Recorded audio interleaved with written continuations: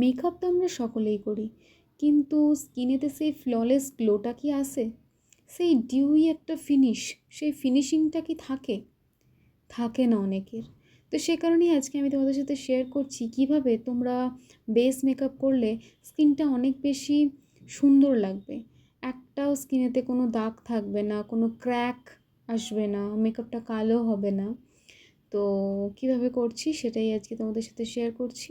Instant একদম 2-3 মিনিটের মধ্যে যদি তোমরা বেস রেডি করতে চাও, তাও আবার ফ্ললেস দেখতে লাগবে, তো তোমরা এভাবে করতে পারো।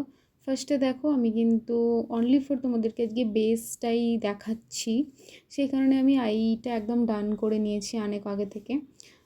তো আমি না এই নিভিয়ার যে নীল রঙের ডাব্বা ক্রিমটা হয় না, এটা আমি নিয়ে নিয়েছি। এটাকে আমি অ্যাজ আ ময়শ্চারাইজার ইউজ করছি। আর ফাউন্ডেশন, প্রাইমার, একটা হাইলাইটিং স্টোভ ক্রিম আমি নিয়েছি, যেটা কিনা নাইকার। তো তিনটে খুব ভালো করে আমি মিক্স করে নিয়েছি আগে থেকে। তো আমি এখন যেটা করছি সেটা হচ্ছে ময়শ্চারাইজারটা খুব ভালো করে স্কিনে অ্যাপ্লাই করছি। এটা করলে পরে স্কিনেতে মেকআপটা অনেকক্ষণ স্টে করবে, খুব ভালোভাবে ব্লেন্ড হবে। আর আমি কিন্তু একটা খুব ভালো ফিক্সিং স্প্রে ইউজ করেছি, যেটা হচ্ছে ডিপ্রি ফিক্সিং স্প্রেটা কিন্তু খুবই ভালো। তোমরা মেকআপ করার সময় বা ব্রাশে, ব্লেন্ডারে, মেকআপ করতে করতে ওটা কিন্তু তোমরা ব্যবহার করতে পারো।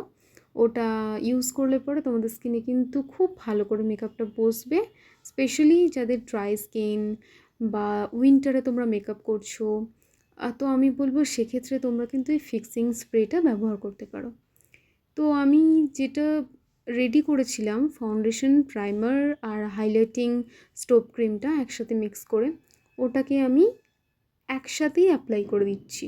আমি কিন্তু আলাদা করে কোনো রকম কোনো কারেক্টার, কনসিলার কিছুই আজকে ইউজ করিনি। অনলি ফর তোমাদের বেস মেকআপটা দেখাচ্ছি কীভাবে সঠিকভাবে ফাউন্ডেশন ব্যবহার করলে।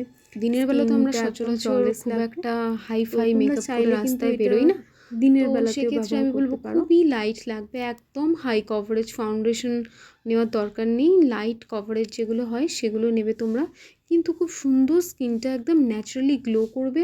অবশ্যই তার আগে তোমরা একটা সানস্ক্রিন অ্যাপ্লাই করে নেবে।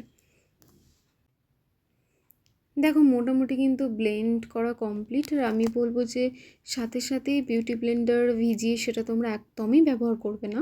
বিউটি ব্লেন্ডারটা চেষ্টা করবে যেদিন তোমার বেরোবার থাকবে বা কোনো পার্টি থাকবে বা কোথাও যাওয়া লাগবে তখনই তো তুমি মেকআপ করবে, তার আগে তো নয়। সে ঘরে তো মেকআপ করে তোমরা বসে থাকবে না। তো আমি বলবো তোমরা আগের দিন সন্ধেবেলা, রাত্রিবেলা, যখন হোক ব্লেন্ডারটা ভিজিয়ে ভালো করে মানে জলটাকে নিকড়ে ফেলে দিয়ে ওটাকে একটা জায়গায় রেখে দেবে।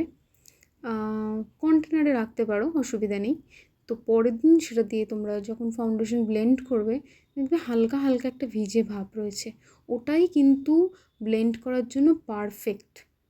একদম সাথে সাথে ভিজিয়ে নিয়ে ওর ভেতরে না জল থেকে যায়, তোমার ফাউন্ডেশনটা ফালতু ফালতু নষ্ট হবে, সাথে সাথে কিন্তু মেকআপটাও ভালো বসবে না।